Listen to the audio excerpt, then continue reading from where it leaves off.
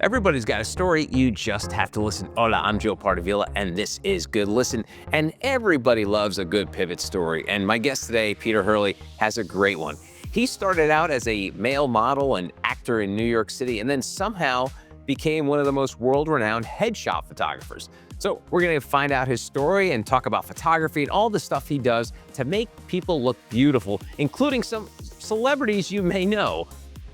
Peter Hurley, welcome to Good Listen. How are you, man? I'm good, Joe. Thanks for having me. This is cool. It's great to see you again. And so I want to start our conversation by talking about 2020 and the pandemic, because I know it's a random place to start with for world-renowned professional photographer. But during 2020, there were all these words that people knew about but never used, like the term like super spreader and contact tracing. But the one word I want to like really key in on is the word pivot. 2020 was the year of the pivot. You heard it in every business podcast known to man. You've got to pivot. You've got to go from, if you're a retail store, you've got to do online checkouts all this stuff about pivoting. And the reason I'm bringing up this word, Peter, is because you were doing pivoting before pivoting was cool. You did not set out to be this amazing photographer. You were a model, and a pretty good one for quite a long time. And then one day you decided to make this pivot to photography. So take us back to that. And again, the word pivot existed back then, Peter, but this was not like an intentional thing. You were like, oh, I'm going to pivot into photography. So take us back to that moment when you did that pivot from model to photographer. Wow, that's so cool because I haven't even thought about that. I actually pivoted. I wasn't getting any better looking. So I was like, I better do something. How old were you at that time? Do you remember like the exact age around? Yeah, I was 30. I picked up a camera when I was 30 and I started modeling when I was 25. And when I was 30, I picked up the camera and then my modeling career kind of fizzled as I got busier as a photographer, which I mean, picking up the camera was like the best thing for me, obviously, but it was the worst thing for my modeling career because I would go on set and I'm self-taught. So I would just try to absorb whatever the photographer was doing. So I became the most annoying model they ever had. They'd be like, just go in front of the camera. Don't ask me about this and that and the other thing. And I was like, yeah, but I'm like, blah, blah. They go, get in front of the camera. It's like, When I say, like, I joke that it wasn't intentional, what was it about the camera? Because it didn't seem like you were like, this is my master plan. I'm going to learn how to be a photographer on the set while photographers taking a shot. So what was the idea behind the camera itself? all my life, I've never, ever planned anything very well. I'm not a planner to this day. Even my photo shoots, like a lot of my friends will like mire in like days of planning and figuring out what's going to happen on set. And I'm like, just get the person in front of me and I'll figure it out as we go. What's the big deal? And that's the way I work. I don't know why. So I never had a plan to pick up the camera. I was just encouraged by one photographer in particular. Bruce Weber was like a friend of mine and he had started my modeling career. He had helped me get started modeling and he just encouraged me to pick up a camera. And I don't know if he ever thought that I would make a business out of it, but I was the model actor bartender who really couldn't make ends meet. And I was lucky to pick up a camera because I certainly, like I said, I wasn't getting any better looking and I was a terrible actor. I was like, I remember being on set and doing something and I was like, this is not meant for me. I was like, I can't be doing this. When I picked up the camera, I didn't think that at the time. I just thought I need to get out of a bar and I need a different source of income than bartending because I was, New York, I was at a club. We were there till 4 a.m. I was toast every day. I was like, I can't do this anymore. And that's when I picked up the camera and wow, what Wow. a good thing that was. Jeez. It's amazing what one person's impact can have on someone's life. I want to go back to your acting days. You were in New York. Were there any Law and Orders, or were there any TV shows, or mostly like commercial work? I was doing commercial work. I did some soap operas. So I was like, so the way it happened was my modeling agency sent me to All My Children. And the casting director there, his name was Eli Trey. And I'll never forget this. He goes, look, you got to get in an acting class, but I'll throw you on the set and you can be like in the background. So I was like, really? Oh my gosh. And he said, like, after a little bit, we'll start giving you like, it was called an under five. We'll start giving you like 5 lines. And I was like, oh, wow, this is going to be great. Well, I get on, and it's funny, a friend of mine is one of the leads. He's one of the doctors. I wish I could find this footage. So I'm in the hospital, and he's like the doctor, and I'm behind walking around or something like that. And now we talk about it years later and we laugh about it. But I remember going on set, like one of my first days, and Susan Lucci walks up to me and she goes, "Hi, how are you? My name's Susan Lucci." And I was like, I'm just like a background like, "You're so sweet." She was so nice, and I felt such a warm welcome on that show, and, but, 6 months go by, and I never got the under 5, so I never talked. So I've got footage of me walking around in the back, and that's about it. And I was like, "Oh, geez, I gotta stop doing this." So I stopped, but then I got a call, like, years later. My manager said, "Hey, um, we they need you over at I think it was Guiding Light." And I had never been on Guiding Light, and I had only had the experience of all my children, so I didn't know how they ran, but they ran like well-oiled machines. Yeah. So I walked in and was just like, nobody said anything to me. They were just like, "Go in there," or something, and I went in and we ran the scene I was supposed to be in, and I was looking around and everybody left, and I was like, "Oh, okay, I guess that's it. Nobody's talking to me. I'm just gonna go." Like, zero, like, nobody talked to me. The directors were up in this, like, glass booth or something, and I left, and I get this call. I'm on the bus going back to my apartment. I remember, never forget, this was the call. This was the moment that I wasn't supposed to be an actor. And my manager's like, "Where are you?" And I was like, "Well, I'm on the bus going back to my apartment." She's like, "You didn't finish the scene." And I was like, "What do you mean?" And I was like, "I was there. We shot it, and I left." And nobody talked to me. And she goes, "They were just rehearsing. They're pissed." I was like, "Well, all right. Well, should I go back there?" "Oh, they were no, they're so mad at you, they never want to see you again." I was like, "Oh my God." And that's the day I quit acting. That was it. Oh my god, that is a great story. Oh my god, that's awesome. Alright, so yeah, so that was a sign from God and a sign from your just, like, lack of self-awareness, so like, "Okay, cool, I need to stop this." Alright, so you make this transition to photographer, and if there's anyone who knows your work, it's one of those things where you have a very distinctive style so that even though you may not shoot it, you have, like, these disciples all over the world who shoot very similar to how you shoot, and it's always funny when I see someone's headshot and I'm like, oh yeah, that's like either Peter Hurley did that or someone who trained under Peter Hurley. So, and I know this is a YouTube show, but it's also a podcast, so it's hard to explain. But I'll show some stuff while we're doing the YouTube. But like, how do you explain what your style is? Because it is very distinct from your typical headshot against a brick wall or someone standing against a tree. Your style is very specific. Yeah, you know what, it developed out of, I'm very simplistic in my style. Like, it's very simple. Like, you've been there. Like, I get you in front of the camera, and it's all about expression for me. I just want to engage my subject and pull out their personality through a facial expression that seems interesting for the onlooker. So that's what it's really based on. So I never wanted anything in the background. I never want anything to take attention away from the subject. So I don't even like, you know, busy clothing or a bunch of jewelry or, anything like that. Like, I like it all simple and clean. And I started shooting on a white background, and it just became my norm. And now I shoot every color background now, but I still always go back to the white. It's so classic and it's timeless. So when I started doing this, I still haven't discovered a better way to do it. I tweak it as I go, obviously, otherwise I'd be bored as an artist. So I get little tweaks along the way for the past 20 years. I mean, I really developed the style when I picked up the camera around 2000, and then in 2002 I started shooting this way. So it's been a long time. And then I started to have these photographers start to like ask me questions and stuff, and then I started showing them, and I just don't know any better way to take a headshot, and I teach how to do it my way, and everybody kind of embraces that, and it's known as the industry standard now. Wow, that's what a remarkable jump from a guy in a bus leaving a subset to becoming like this super influential photographer.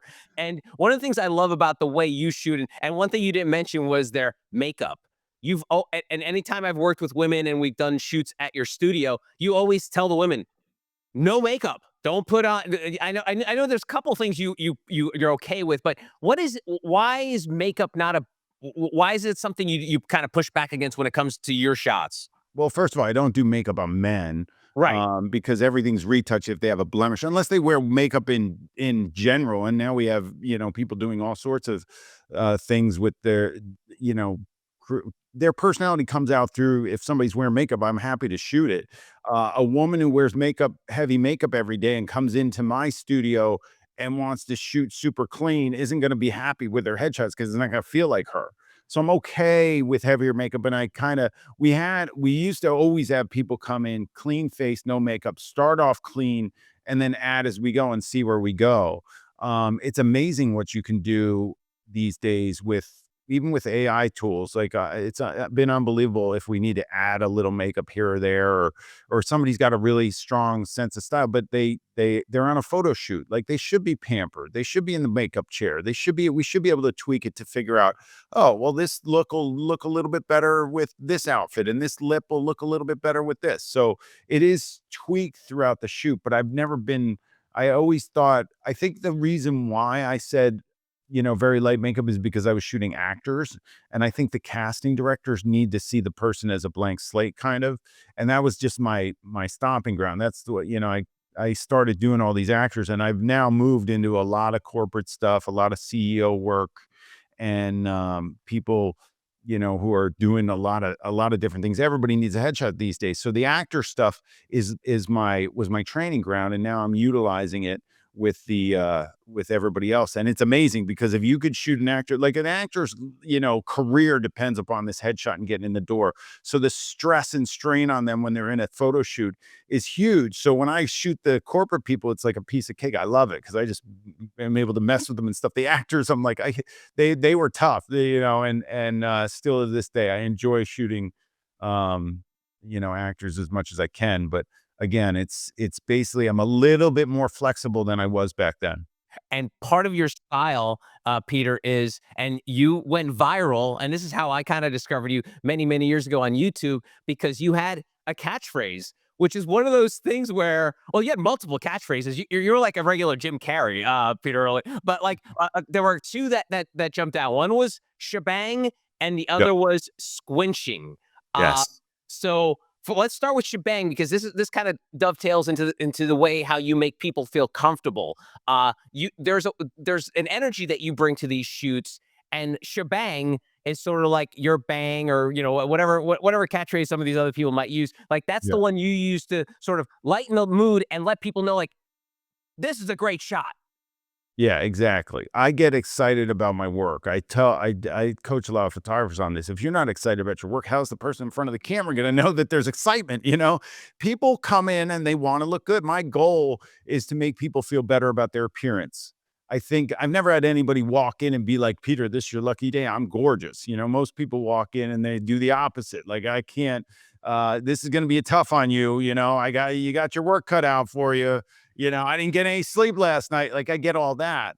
And so for me to build the excitement into the shoot for the person to feel like we're making progress and getting shots, I have to show how into my work I am. And it just so happened that well, I have a video of it actually. I was like taping a little video because I video myself a lot, I guess. I had a client there and I was like, this is a great shot. This is amazing. It's like a bang, it's a bang, it's a shebang. And I said shebang. And then I was like, "Oh, that was good."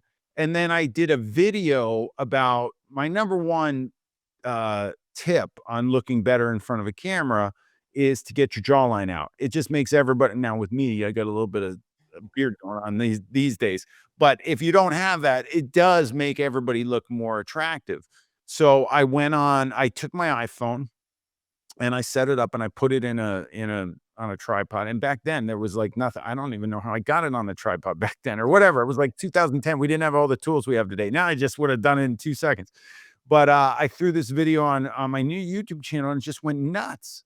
And in the video, I yell, I show the shot I got of this girl, the before and after, and I yell shebang when you get the after shot, and it went viral. And now to this day, like I go all over the world to shoot or teach, or I in my past life I was a sailor and I still race sailboats. So I go all over the world and I set up workshops wherever I'm sailing usually.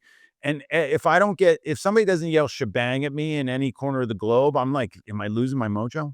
What's going on? It's amazing. We'll go on trips and I was in Paris walking down the street and I was with my buddy and we were on his street and some guy runs out of the restaurant yelling shebang. He's like, not on my street. It's happening here. He's like, this is crazy. I'm like, so it's cool.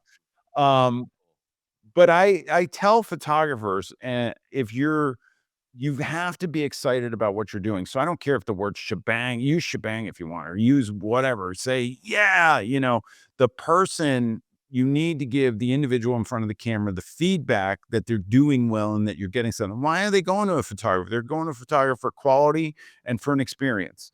And part of that experience is coaching. And the coaching should happen so that the photographers I coach are supposed to be experts. And I'm like, look, I'm giving you these tools. I'm giving you the squinch, which we can get into next. I'm giving you the jawline out. I'm giving you all that stuff. You can't just shoot and not be excited about your work.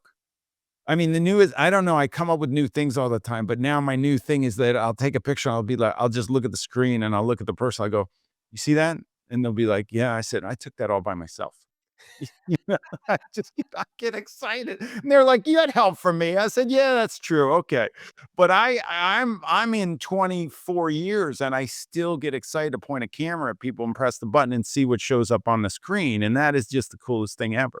That is awesome. Yeah, and let's get into squinching.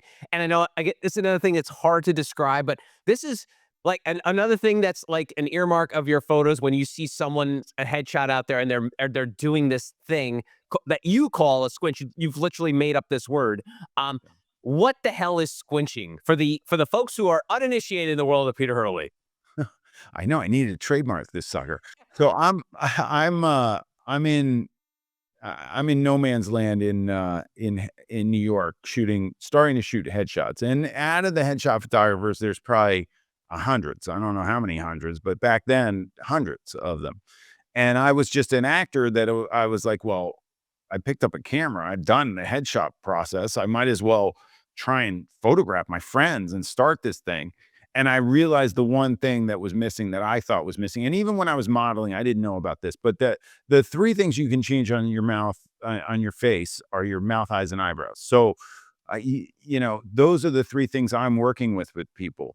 And the eyes only open and close. So what do you do? So I didn't know this when I was modeling, but I'd be like, and models will be like, well, you got to look off into the distance and look like you're trying to check something out. And your eyes kind of focus on it. That's what you need to do. And I was like, okay.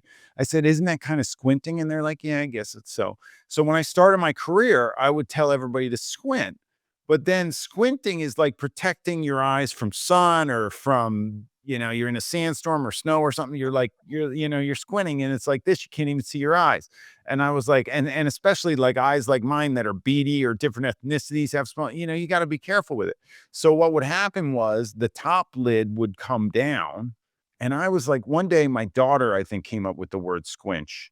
And I think she was trying to say squint and she said squinch. And I was like, oh my gosh, it's like a pinching and I was like, you know what? It's only the lower eyelid. I was like, if I bring the lower eyelid up, but don't bring the top eyelid down, then the person looks confident. It actually creates it looks like they're engaged in a thought process, which is what I wanted in my work. I was like, that's it. Because I would look at these ads that the headshot photographers were making every year. They went in a book, and you put your ads in this book, and this book would come out. It was a directory of headshot photography, and everybody looked blank. And I was like, I gotta stop. This has to stop. So I started this squinching thing, and every photographer tried to emulate it. And even the casting director would be like, we know when it's not an original Peter Hurley. We know. Now they call it a Hurley. People are like, I gotta go get my Hurley. I was like, I'll give you a Hurley. Let's go. What do you need? But if everybody at home or anybody listening wants to try it, you could look in a mirror. You just want to try to control your lower eyelids and narrow the distance between your lower eyelid and your pupil a touch. And normally when people first do this, I always tell my clients, because I was like, no, you're going 0 to 100. Like, I need 0 to 35 on that. Can you do that? And then they get it. And then some people are like, well, I can't move my eyelid different. And I was like, yes, you can.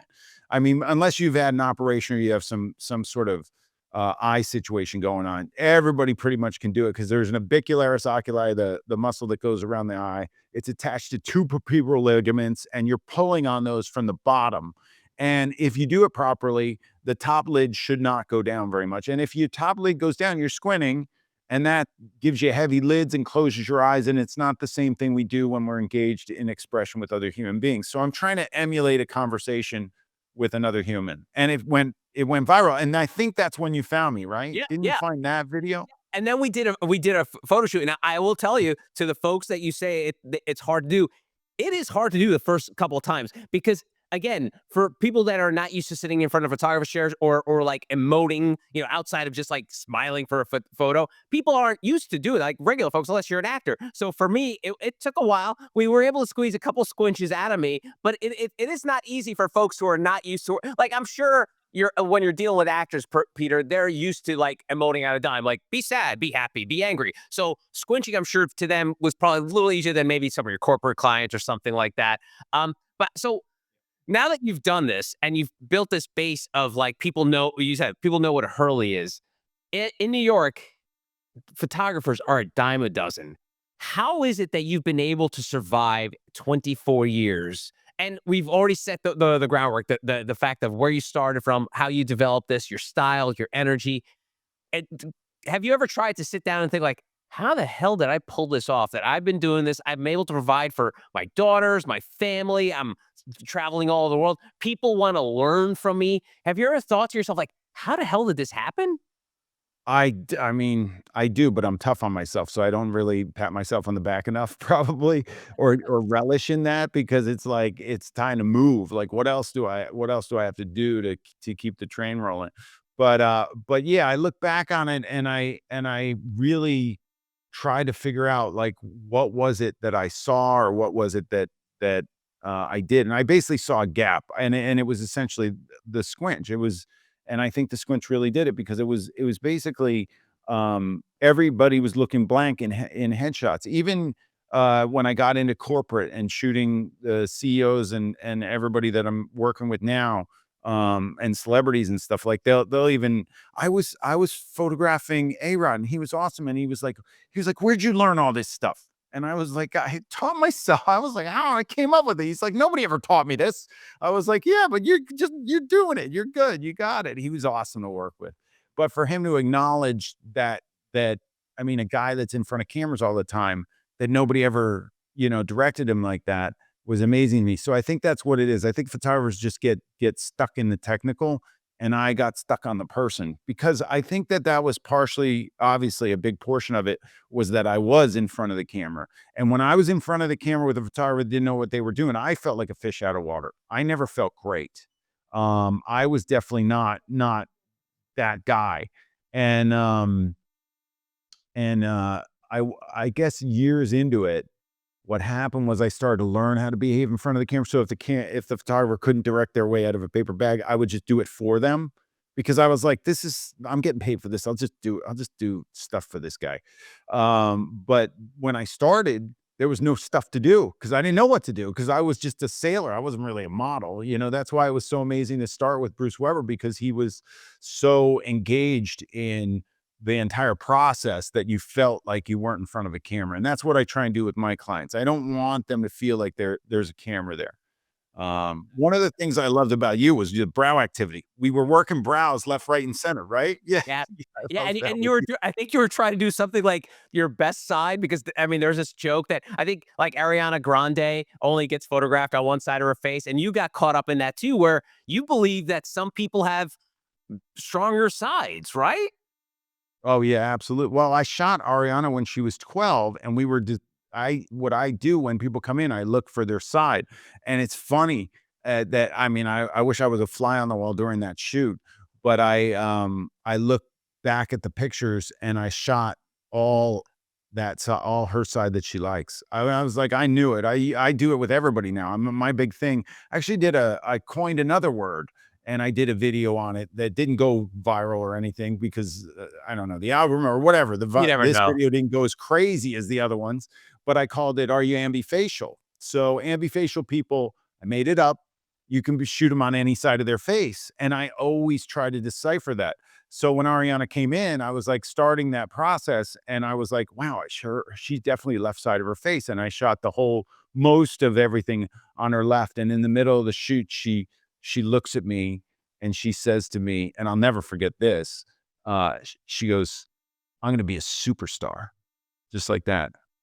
And I looked at her and I go, yeah. And her mom goes, she is pretty good. And I was like, "Wow." And then she became Ariana Grande. So I was like, she amazed me because of that. I have stories like that over the course of my career with people. And for her at 12 to know, was really impressive. It was great. It was great. She was awesome. And so you mentioned, and I brought up the joke that she always gets photographed on one side. Yeah. Did she intentionally show that one side, or was that you picking that? Did you, because it seems like she's got a pretty strong head on his shoulders. So I wondered at 12, she's like, yeah, Peter Hurley. Oh man, shoot from this. No, I don't recall, but I know that, if I brought up the shoot, it was like 99% of the shots were on that side. Most of the time, that's me. If so you know what, I figured out that I have to be a little bit better with that. Back then, it was always me. Like, I would probably I mean, who knows? I might have been the one that fixated her on that and got her to be like, "This is the side," but maybe I helped. Or maybe she already came in with it. I don't know because I can't be a fly on the wall in that shoot. But now I've had situations arise. I shot for a company and I was shooting the CEO of the company. I did the shoot, and then the CMO had to get in front of the camera, and she wanted to be shot on one particular side, and it was clearly to me not her good side. So I went through and I explained why it was, and then she was just a little bit not thrilled. And, I don't think I shot at the side she liked, which what I thought was her bad side. And then, we finished the shoot and we were done with it. And the company started hiring all my photographers all over the country but they wouldn't hire me. In New York, you can hire me or my assistant. So they started working my assistant. I just thought, oh, well, that's great. They're cheaper, whatever. And then they had a shoot in LA and one of the photographers couldn't do it, but I happened to be in LA. So my assistant called me, said, "Hey, can you do it cheaper? Do you mind to do the cheaper rate for this company that, we all work for now? And but they won't shoot with you because you're too expensive." And I was like, "Yeah, I'll do it. I'm here. I'll just do it." And she called and the CMO's assistant said, "No, he's not allowed to shoot for the company anymore." And it was because I wouldn't shoot the CMO on the side of her face that she liked. I was like, "No way." I was like, "Holy smokes." So, that was a real eye opener for me that I was a little bit stuck in my ways and that I had to loosen up. So, I've been trying to be looser and it's helped a lot. It's really got and it is I was very I think anybody who has to climb to get to wherever you want to be, and if you have a vision as an artist or a creative, you have to be stuck in your way. Like you have to do it your way. Like it's your way or the highway. But then eventually, once I don't know that I've arrived, but I'm in a pretty good spot. Now I'm like, I can loosen up a little bit. All right, Yeah. and I have to, and it's been wonderful. Yeah, that reminds me that there's a great George R. R. Martin quote, the guy who wrote Game of Thrones. He said, "Art is not a democracy," and in a way, that's the way you treated it. Is like art is the way you see it, and it's not meant for a meeting. It's it's not a committee going to decide what art is. So you were able to identify that. And I don't know if we could chicken the egg thing, but I wonder, is there a possibility that you could have ever been a photographer you are today if you weren't an actor? Take out the Bruce Weber side of it, because obviously Bruce Weber was a big driver for you. But do you think, because and the reason I bring this up is there was this great interview that I saw Ethan Hawke do, and I think he was talking to a bunch of actors. It was like one of those actor studio setups, and he said to the crowd, he goes, "Hey, I don't mean to be glib, but can you think of a cinematographer that became a great director?" And everyone's like, "No, no, no, no, no." And he goes, "Again, I'm not trying to be glib, but think of an actor that became a great director." And, you could reel them off to Robert Redford, Clint Eastwood, Barbara Streisand. So he said, and the reason is because the actors kind of have a feel for what should be on the screen. The cinematographers can get the lighting right. They can get everything to look, the depth, the field, all that stuff. But when it comes to the actor's performance, no other person can connect in a way an actor does. So I wonder, do you think you could have been this good a photographer if you weren't an actor? Yeah, wow, that's interesting. And you know what? I saw that clip and I loved it. I guess not. I mean, I think, yeah, I think there was a lot of growth for me in picking up the camera, but the experience, I think being another actor because I shot actors' headshots was really, really huge because the actors connected with me because they understood. I understood their plight. I was in it. I even was still acting when I started shooting. And, I would go to classes just to get actors to shoot with me when I started. I'd be like, we got to do your headshots, and that was like how I started marketing my business. I was just going to classes just to get the shots, not even for the classes for the most part. So yeah, I think that there is something there. Um, and I think that the you know the challenge of becoming an actor is so difficult and getting that career, off and running. And I think just the trials and tribulations of that was probably more difficult than picking up a camera and trying to get people in front of it. So, that was probably part of it. I was probably like, "Okay, I can do this, I can do that," that type of thing. That's so cool. All right, so you mentioned a couple people you work with, like the Alex Rodriguez's, the Ariana Grandes. You've been doing this for 24 years. So can you reach into your archives, give me another favorite story of someone, or maybe someone that you worked with early on, and then they became this huge star? Because the one thing what's really cool when you go into your studio, and even you've written a book about this, is just see the amount of people you've worked with, whether it was people that became huge stars or just people that were just working actors in New York, or somebody that just wanted a really cool headshot. Are there any that stand out that you look back and like, wow, I had no idea this person was going to be this big a star?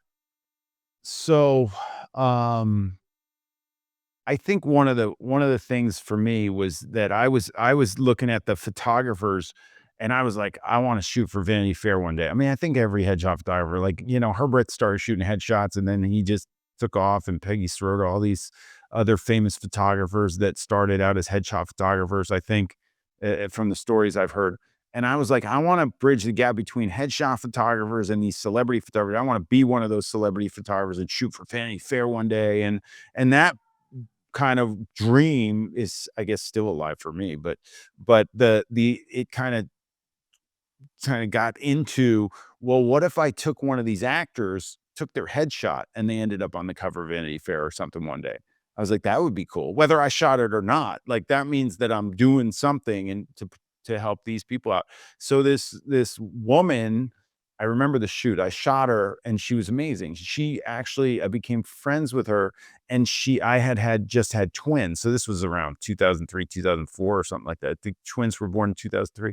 I don't know how old they were, what year I shot her, but it was in the 2000s. And she knitted. She was a knitted. She would knit stuff. So she knitted like twin caps for them and brought them to the shoot. And I was like, oh, this is so sweet. Anyway, I take the picture. And years later, she gets into this independent film that at Focus Features did it actually. And I knew this guy at Focus Features. And then the film won all sorts of awards. It was called Pariah. Her name's Ad Apparel. And they told me, I think D was the director. I forget now.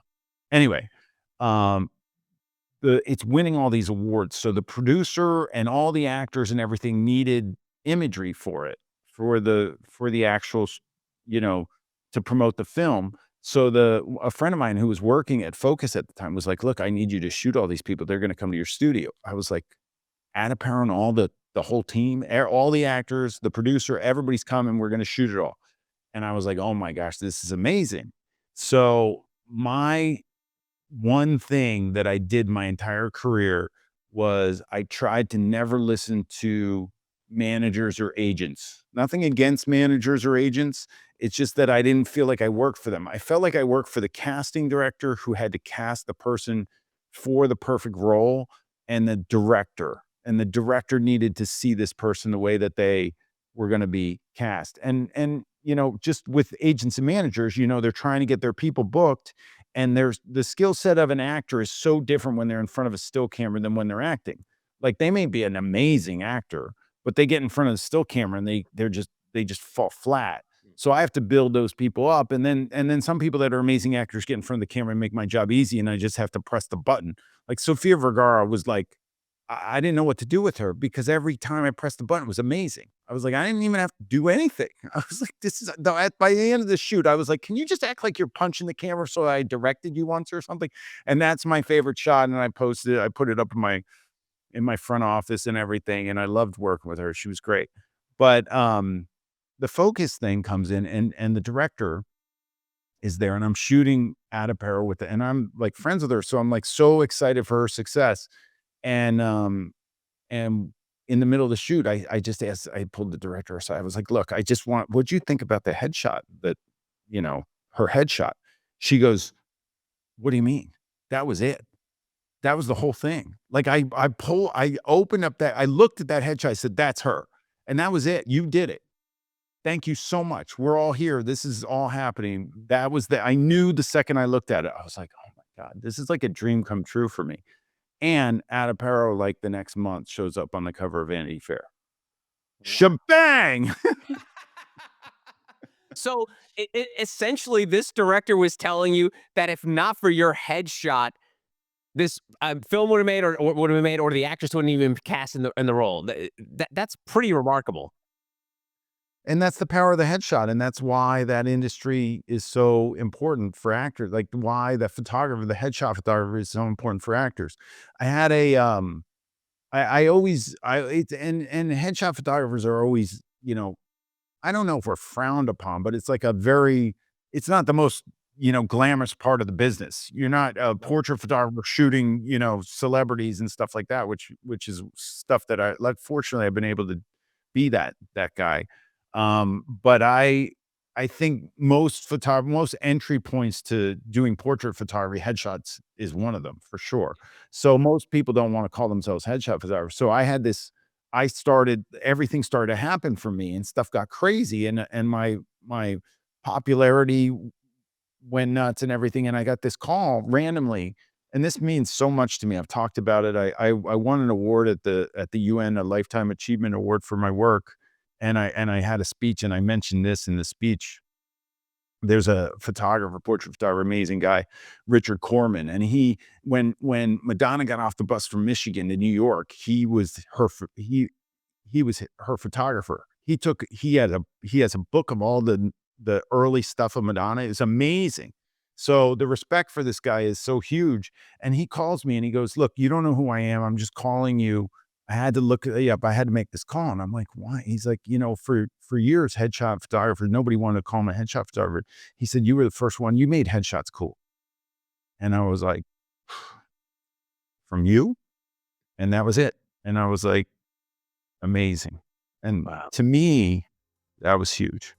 So cool, Peter. I've always cherished our relationship. I've learned so much from you. I don't think that anyone's ever taken a better photo than you have of me. So I've always been very appreciative, and still use your headshots. I love photographing you. You know that. Point. But I appreciate that always your support and your always willingness to chat with me and help me out with everything. So thank you very much for that. Thank you for appearing today on the show, and I wish you nothing but the best. Thanks a lot, Joe. I appreciate it. And that's going to do it for this week's Good Listen. If you want to connect with me, go to joepardavila.com. You can find all my social media handles and past episodes there. But until next time, adios.